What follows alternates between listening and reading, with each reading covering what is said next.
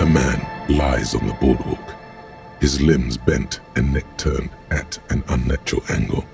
Right next to him is an empty bottle of spirits. In his cramped hand, a chewing gum wrapper. The smell is not as bad as a 2-week-old corpse, but it's definitely heading there. Hold on. Lividity is faintly pronounced. Whoever this is has been dead for 2 days, no longer. We need to investigate. Calm now, carefully. Just another day, just another dead body. Breathe. He's wearing mud-caked boots, beige trousers, and an old brown leather jacket with a bright blue lining. There are traces of kebab sauce on his chest. The leather jacket suits him well. It must be custom-made. You find some sunflower seeds and a rain-soaked library card folded into 2. His jacket feels sodden and heavy under your hand. Good. We should take a look at that library card after this is done. The man has fallen through a crack in the boardwalk and hit his head against the metal bench. Coagulated blood covers his black hair. One of his feet is still dangling through the hole. You have to be quite inebriated to fall that bad. Well over a liter of pure ethanol, 3 bottles of wine, or 1.5 of spirits. Or maybe it was just dark. His expression is dull, like the sea behind him, drops of water shining on his moustache. His eyes, empty and wide, look frightening in their frozen gaze. Height, 170 to 175 centimeters. Curly hair, stout build, age approximately 50 to 60 years. There's some dried blood on the metal bench, right where the corpse's head rests. The floorboards are rotten and slippery wet around the hole. An empty bottle lies nearby. A chewing gum wrapper is clutched in his fist. A dried chunk of blood covers the hair at the back of his head. An open wound. It's sticky and cold to your touch. This is what killed him.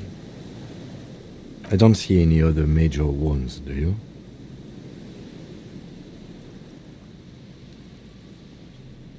Seems like the head wound was fatal. It's exactly the shape of the bench. They screech under your feet ominously.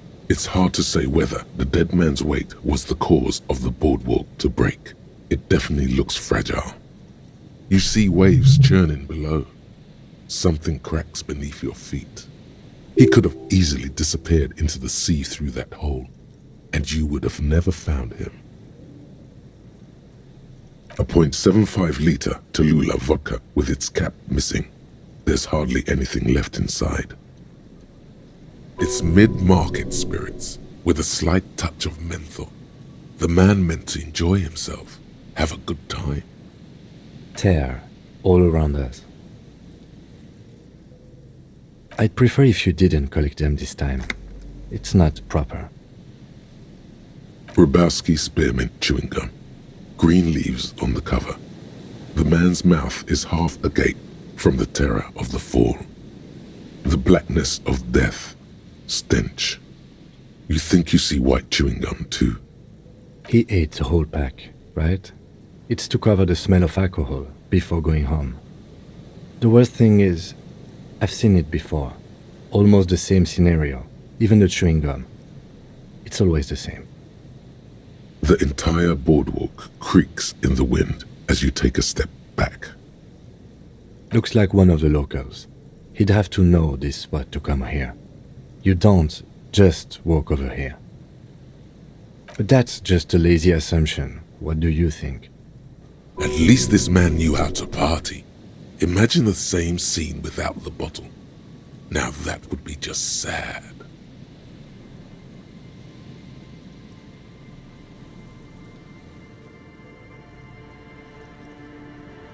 And he was married.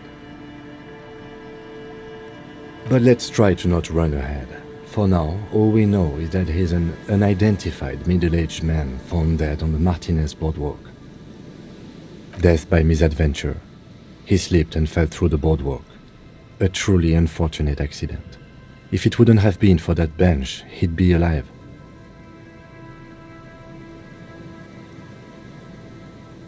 Oh yes. Some symptoms of acute alcohol poisoning could have definitely played a role here. Severe confusion, respiratory depression, unpredictable behavior. But I think that death arrived through head trauma, not liver failure.